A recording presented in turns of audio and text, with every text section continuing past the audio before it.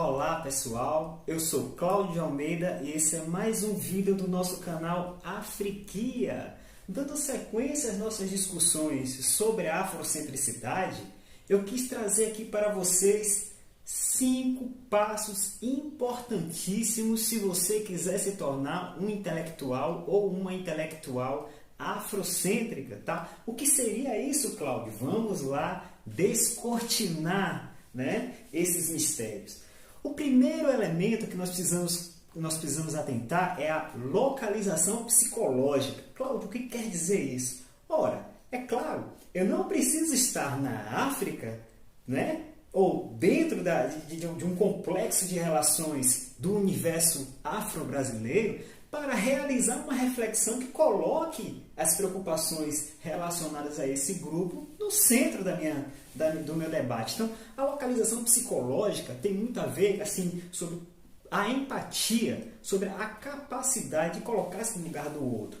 Mesmo que esse outro, nesse nosso caso aqui, nós que somos negros, assim como que eu me identifico, seja o próximo, que temos essa dificuldade mesmo de observar a dor do irmão, a dor da irmã, sob a ótica de como ele mesmo está sofrendo, como ele está vivendo aquilo. Então, a localização psicológica é o primeiro passo para que você possa realizar uma reflexão afrocêntrica, tá certo? Colocar-se no lugar do outro, pensar a dor do outro. Não temos como sentir a dor do outro, e esse outro aí é fictício, porque do meu ponto de vista, evidentemente, é um nós. A dor africana e afro-brasileira é uma dor que pulsa dentro de mim também. Transforma-se em fome de crescimento, em vontade de prosperar e de crescer junto com meus irmãos. É uma dor que eu também sinto. Mas, como estamos falando aqui para um público geral, precisamos atentar para isso. Você não precisa ser um intelectual africano, uma pessoa africana, para pensar de maneira afrocêntrica, um negro ou negra para pensar de maneira afrocêntrica, tá certo? Segundo passo, segundo elemento importantíssimo, que é o compromisso com a emancipação, tá certo, gente?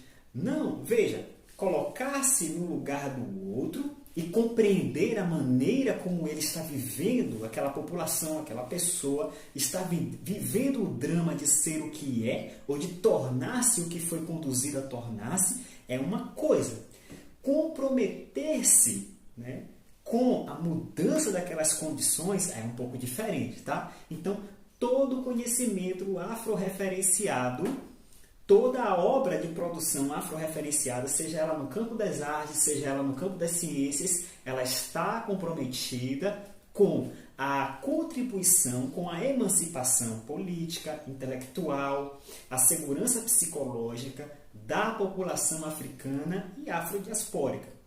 Entende? Então, primeiro elemento, observei o outro, compreendi o seu mundo a partir da sua experiência, se não for o caso, no caso é a minha experiência também, tá? Mas nem sempre pode ser, já que estamos falando para um público geral. Compreendi o outro, tentei colocar-me na sua posição, no seu lugar, criei esse compromisso, assumi o compromisso com a emancipação dessa população, que seria isso, pelo menos com a desconstrução do padrão de relações ou do conjunto de fatores que contribuem para aquele resultado. Tá? No caso aí a pauperização, a dominação política, a subjugação psicológica, e aí vai, a subvalorização estética e assim sucessivamente. Então, segundo elemento, o compromisso com a emancipação. Primeiro elemento, localização psicológica. Segundo elemento, compromisso com a emancipação. Terceiro elemento, compromisso com a ancestralidade. Uau, Cláudio, agora você foi longe.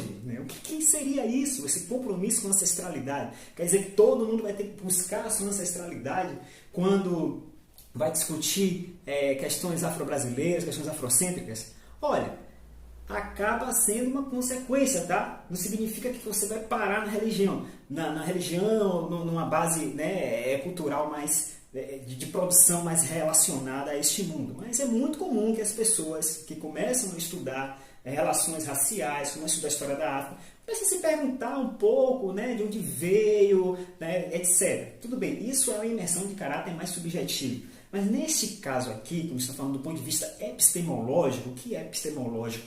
Algo que está na ordem do conhecimento, está no plano dos conceitos. Esse compromisso com a ancestralidade tem a ver, gente, com o modo como aquela população construiu o seu mundo.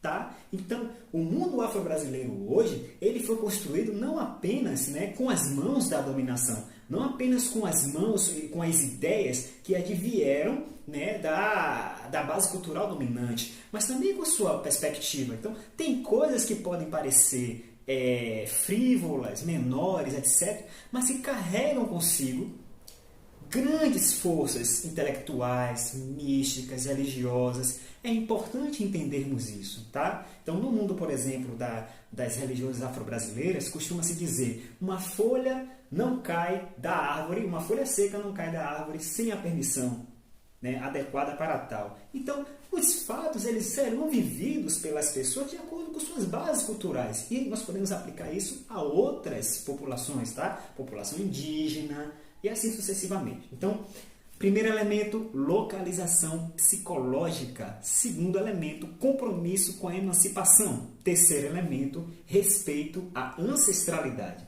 Ok, essas são perspectivas mais éticas, né? Isso podemos dizer assim.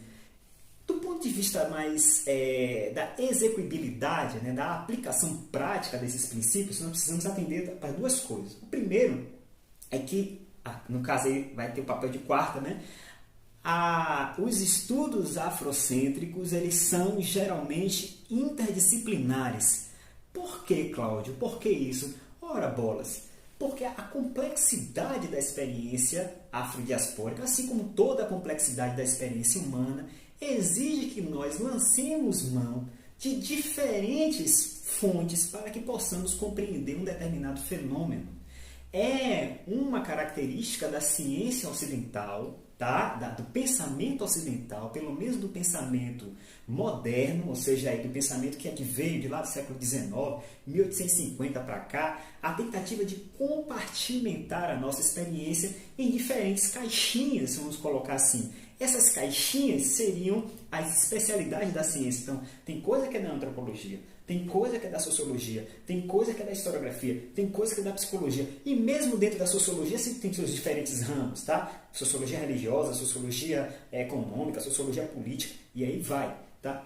Quando nós observamos, né, a experiência afro-brasileira pelas necessidades analíticas que este objeto, entre parênteses, está apresentando para nós, nós passamos a compreender que a circunscrição daquela complexidade exige que nós precisemos passear por diferentes áreas de conhecimento. E daí vem o quinto elemento, tá? Já que eu estava falando de uma localização psicológica, estava falando de um compromisso com a ancestralidade, um compromisso com a emancipação, aí agora veio a interdisciplinaridade. Como consequência dessa interdisciplinaridade, nós também teremos uma flexibilidade metodológica.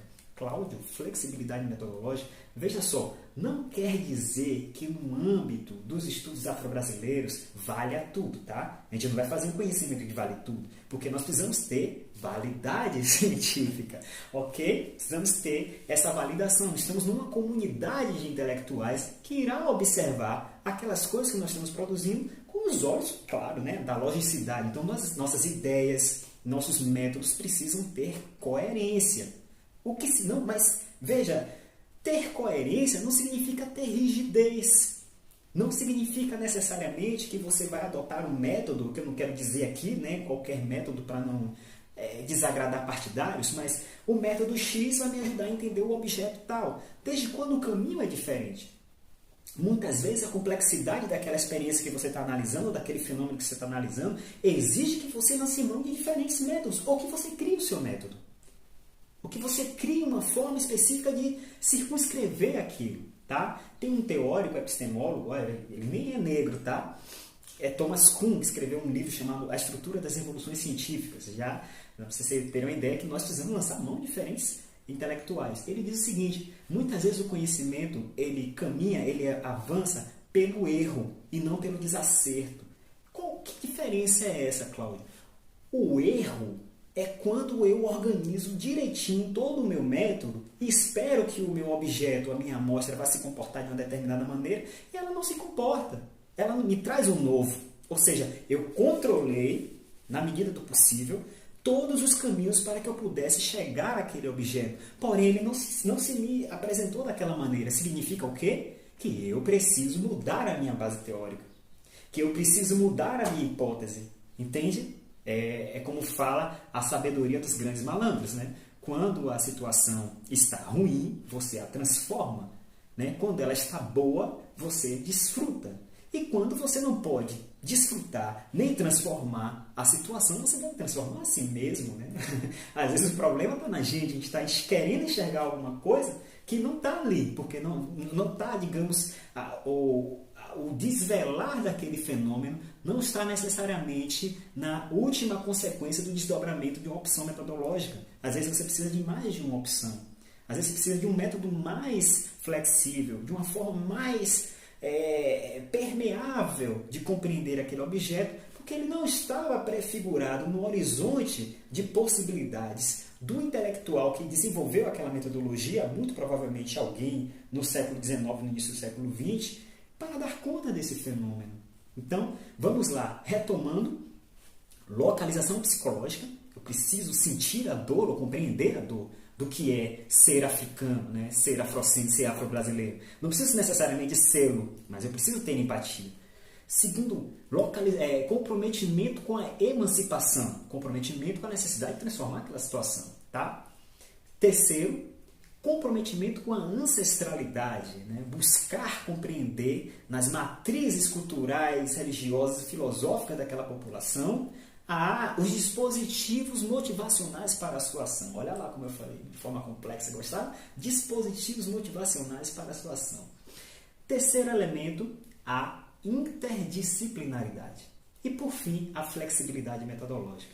Então é isso, gente. Mais um vídeo aqui para dar um pouco de direcionamento sobre o debate sobre estudos afrocêntricos. É muita coisa, né, que a gente vai discutir. Eu fico muito feliz que seja muita coisa. Significa que o nosso mundo é um mundo muito complexo. O universo no nosso canal está inscrito. É um universo bastante complexo, bastante interessante. E nós teremos muitos encontros pela frente. Não se esqueçam de dar o like, ok? Dê um like no nosso vídeo, se inscreve no canal, faz comentário mesmo, manda lá o comentário para o professor vai ler, tá? E se gostou desse vídeo, faz a mão de pilão e aguarda o negão que vai voltar com mais novidades para você, ok? Valeu, pessoal!